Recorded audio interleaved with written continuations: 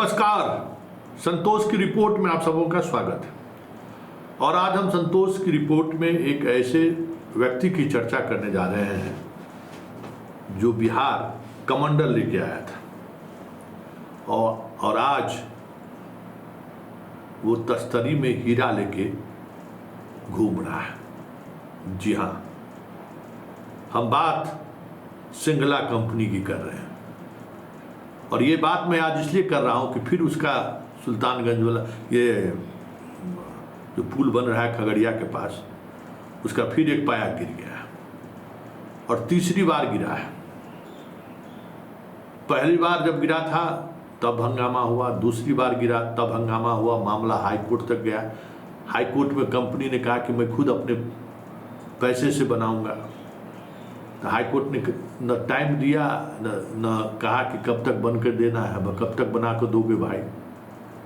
बस बना के दे देंगे। तो जितना जांच उस पर हो रहा था सब जांच खत्म, तो फिर आज गिर गया। देखिए, ये सिंगला जो है ना, 2005 में सीएनसी कंपनी बिहार में सबसे पहले, मतलब नीतीश कुमार के आने से पहले सीएनसी कंपनी 4 लेन सड़क बना रही थी। अपना दरभंगा वाला जो साइट है, साइट पर 4 लेन का काम कर रहा था। उसी काम में ये ठेकेदार था सिंगला, ये भी पंजाबी का है। ठेकेदारी आ रहा था, इसको 20 करोड़ रुपया इसका कैपिटल मनी था इसके पास। और ये ठेकेदारी करते करते नीतीश का शासनकाल आ गया और नीतीश के शासनकाल में इसको पहला काम ये राजा बाजार में वो रेलवे के ऊपर से जो सो पुल बनाने में इसको मिला। इसके पास 20 करोड़ का कैपिटल मनी था और उसी के सहारे वो काम शुरू किया। और आज के तारीख में 2005-06 का वो समय होगा और आज के तारीख में ये 50,000 करोड़ का आदमी है।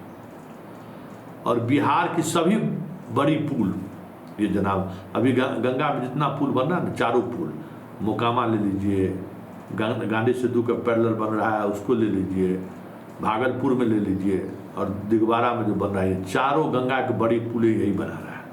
और न जाने कितनी छोटी बड़ी पुलें इसने बनाई होगी। बेली रोड वाला जितना देख रहे हैं सब काम इसी का। और यहाँ के काम का जो मूल्य उन्होंने अपने कंपनी को बढ़ाया, इस वजह से देश स्तर में गुजरात में भी काम करना शुरू कर दिया। मतलब 20 करोड़ का पार्टी इस प्रदेश में 50 करोड़ का पार्टी, 50,000 करोड़ का पार्टी बन गया। अब आप सोच लीजिए कि बिहार में क्या होता है।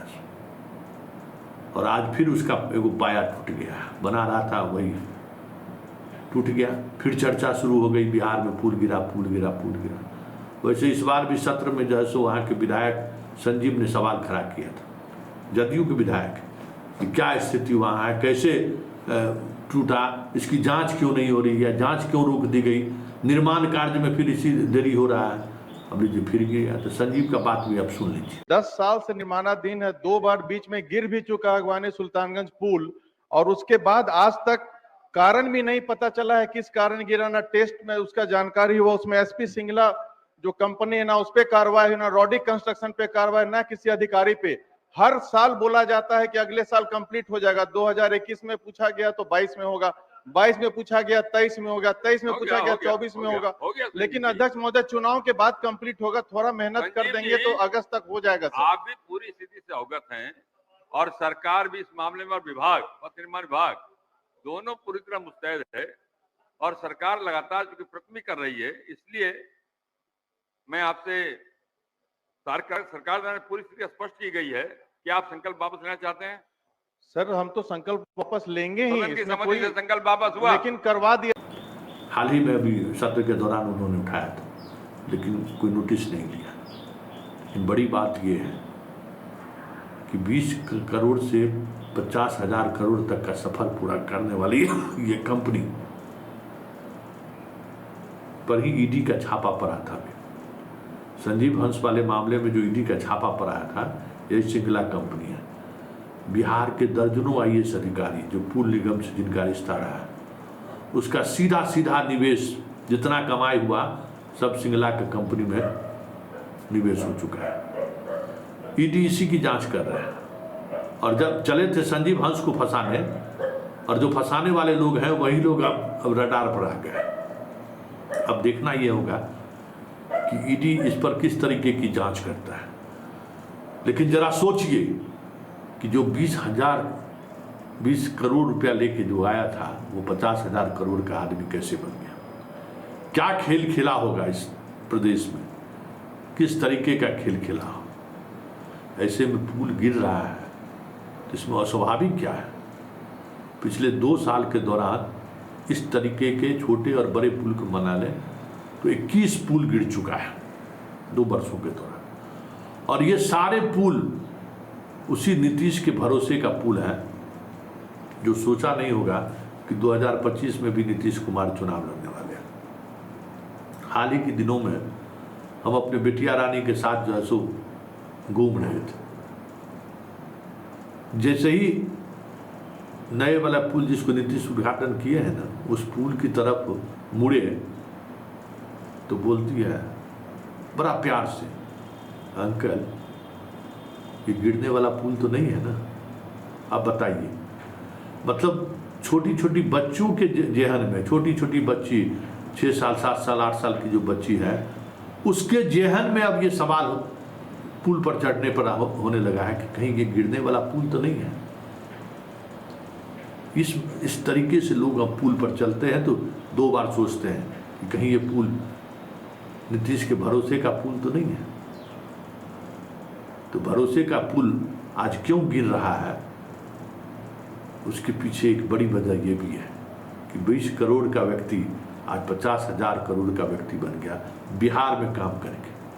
हजारों करोड़ का काम इन्होंने बिहार में किया और अभी कर भी रहा है। सारा गंगा पर यही बना रहा है, जबकि शुरुआती दौर में इसकी एक्सपर्टीज इनके पास था ही नहीं। लेकिन क्या कहेगा, गधा पहलवान वाला बात। सरकार का संरक्षण हो, सरकार के लोग संरक्षित करते हो तो फिर इसको क्या दिक्कत है। इसलिए अगर जांच हो गई रहती तो जो इंजीनियर विभाग के 2 अधिकारी पर कार्रवाई हुई, सिर्फ वही कार्रवाई नहीं होती, पूरी कंपनी ब्लैक लिस्टेड हो जाता, कंपनी पर FIR दर्ज हो जाता। लेकिन आजकल तो हाई कोर्ट भी मध्यस्थता करता है, वो बंदर वाला नहीं है।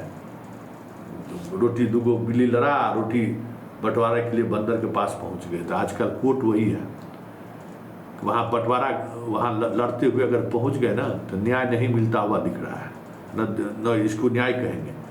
वहाँ आपको रिलीफ मिल जाएगा भ्रष्टाचार का भी, भ्रष्टाचार का रिलीफ भी है ना।